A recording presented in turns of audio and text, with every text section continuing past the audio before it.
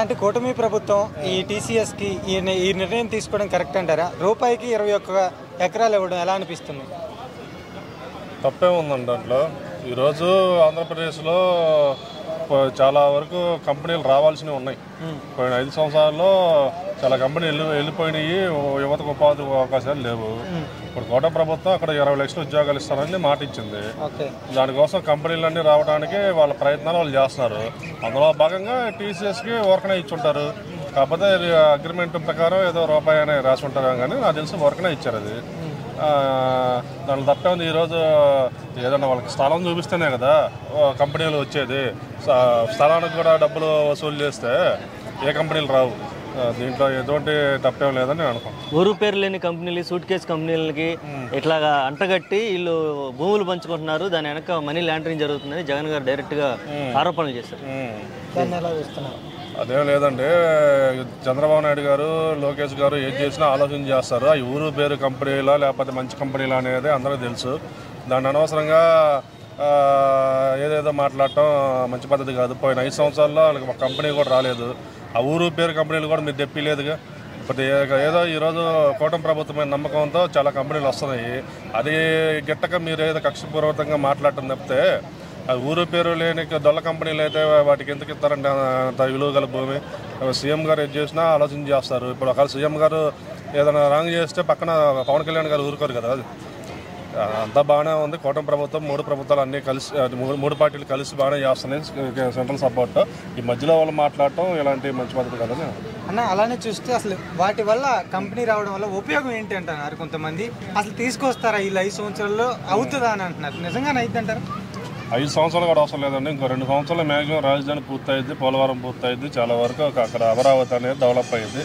Maximum Vizag కూడా ఇప్పుడు చాలా వరకు కంపెనీలు వెళ్తున్నాయి. వైజాగ్ కూడా ఆంధ్రప్రదేశ్లో చాలా వరకు ఐటీ కంపెనీలు వస్తాయి. యువతకి ఉద్యోగాలు వాళ్ళు చెప్పిన మాట ప్రకారం 5 సంవత్సరాల్లో వాళ్ళు చెప్పిన 20 లక్షల ఉద్యోగాలు పైనే వస్తాయని నేను అనుకుంటున్నాను.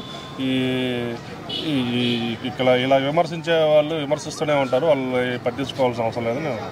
గత 5 సంవత్సరాల్లో గుడివాడ అమర్నాథ్ గారు నేను చాలా కంపెనీలు తెచ్చాను వైజాగ్ అన్నారు.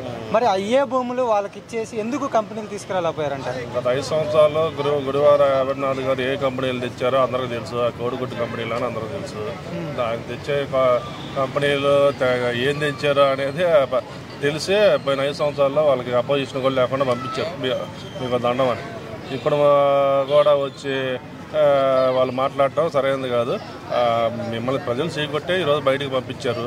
మళ్ళీ ఏదన్నా మీరు అవసరమైతే ఇప్పుడు కూటమి ప్రభుత్వాలు సహకరించి మీరు కూడా అభివృద్ధిలో పాలు పంచుకొని ఏదన్నా మీ చేతనైన సహాయం చేయండి అక్కడ ఉన్న గవర్నమెంట్. ఎందుకంటే అప్పులు గొప్పలుగా అయిపోయింది ఆంధ్రప్రదేశ్. మళ్ళీ డెవలప్ చేయాలంటే అందరూ సహకరించాలా. మీ చేతనైన సహకారం చేయండి, కానీ అంతేగాని జరిగే డెవలప్మెంట్ ఆపద్దు అని నేను అనుకుంటున్నాను. నమస్తే అన్న. ఆంధ్రప్రదేశ్ గవర్నమెంట్ 1 రూపాయికే భూములు కట్టబెట్టింది అంటే ఊరు పేరు లేని సూట్ కేసు కంపెనీలకి పెట్టిందని డైరెక్ట్ వైసీపీ వాళ్ళు ఆరోపిస్తున్నారు. వార్తల్లో కూడా కొంచెం ఎక్కడ చూసిన ఇది ఉంది. నీ అభిప్రాయం ఏంది అసలుకి? ఇప్పుడు దాకా ఊరు పేరు లేని కంపెనీలు, ఇప్పుడు కంపెనీలు రావాలి. అక్కడ ఆంధ్రప్రదేశ్ రాష్ట్ర పరిస్థితి ఎలా ఉందో ప్రస్తుతం ఒక కంపెనీ కూడా లేదు. ఐటీ రంగమే లేదు అక్కడ.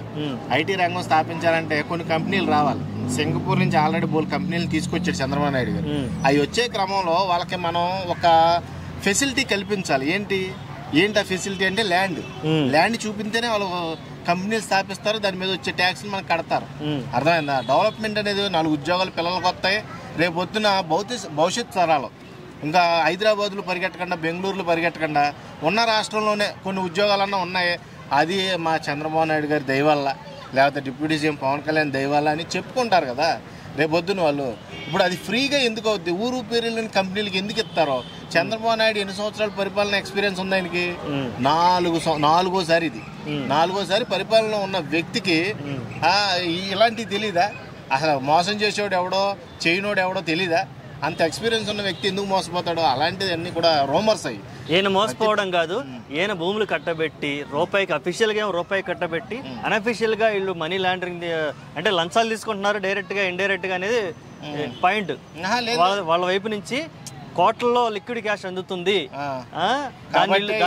దాని కూటమి పంచుకుంటుంది. ఇప్పుడు కోట్ల రూపాయలు వాళ్ళకి ఇచ్చి అంటే ప్రభుత్వానికి ఇచ్చేసి నాకు భూమి ఫ్రీగా ఇవ్వండి అన్నట్టుగా మీరు చెప్తున్నారు. అదంతా కాదండి. ఇప్పుడు మనం ఏదన్నా కంపెనీ వచ్చింది, వాడు అడుగుతాడు సార్ మీకు మీ దాంట్లో కంపెనీ పెట్టమంటున్నారు ఆంధ్రప్రదేశ్లో, ఇక్కడేమో చూస్తేనేమో 10 అంతస్తులు ఎత్తేనేమో ఒరిగిపోయేలా ఉన్నాయి బిల్డింగ్లు. నాకు స్ట్రాంగ్ కన్స్ట్రక్షన్ కావాలి, స్ట్రాంగ్ ల్యాండ్ కావాలి, అంటే ఒక రాయి లాంటి ల్యాండ్ కావాలి నాకు, అలాంటివి చూపించండి మీరు, నేను అప్పుడు కంపెనీ పెట్టడానికి ముందుకు వస్తానని చెప్తాడు. అర్థమైంది? ఏ ప్రపోజల్ అయినా అలాగే ఉంటుంది. ఆ క్రమంలోనే వీళ్ళు ఫ్రీగా ఇవ్వకుండా ఏదో సమ్ రిజిస్ట్రేషన్ చేసి వాళ్ళకి ఇచ్చేసినట్టుగా ₹1కైనా సరే, అంటే ఊరికే ఇచ్చినట్టే అది, కాకపోతే రాత రూపంలో ఉండాలి కాబట్టి సమ్ అమౌంట్ అనేది కలెక్ట్ చేస్తున్నారేమో తప్పితే వీళ్ళేదో ముందే దోచుకోవాలి మొత్తం ఆంధ్ర రాష్ట్రాన్ని అమ్మేయాలి అనే ఉద్దేశం నాకు తెలిసి ఎక్కడ కనబడలేదు. మరి మీకు ఏమైనా కనబడిందేమో కానీ నాకైతే ఇప్పుడల్లా కంపెనీలు తీసుకురావాలని చంద్రబాబు నాయుడు గారు నానా రకాల పాటలు పడుతున్నాడు. ఒక పక్కన రాష్ట్రానికి రాజధాని లేదు, రోడ్డు రవాణా వ్యవస్థ సరిగ్గా లేదు, బస్సు వ్యవస్థ సరిగ్గా లేదు, ఇవన్నీ కూడా చక్కబెట్టుకుంటూ వస్తున్నాడు. ఇంకా ఆరంభంలోనే ఉంది పార్టీ, ముగింపుకి వెళ్ళలేదు, మధ్యలోకి కూడా వెళ్ళలేదు. ఇంతలోనే విమర్శలు, రూమర్స్ ఇలాంటివన్నీ క్రియేట్ చేయడం వల్ల ఏమవుతుందంటే కంపెనీలు కూడా రావు, వచ్చే కంపెనీలు కూడా ఇలా ఆపేస్తున్నారు అన్నమాట. ప్రతిపక్ష నేతలు ఆపేసి ఆ 4 ఉద్యోగాలు కూడా పిల్లలకు దక్కడం కంటే చేస్తారండి. ఓకే, ఇది మంచి నిర్ణయం మీరు భావిస్తున్నారా? మంచి నిర్ణయం. కంపెనీలు రావాలి, పిల్లల భవిష్యత్తు బాగుండాలి.